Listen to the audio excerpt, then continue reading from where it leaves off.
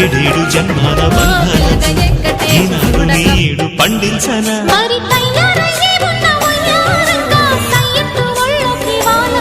చూసుకొచ్చానన్నా చూడు ఉత్సాహంగా చిన్నారి వన్నెల్ని ఏలంగా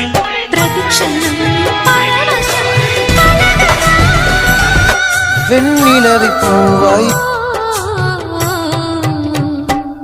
మనసా పలకవే మధుమాసపు కోయిలవై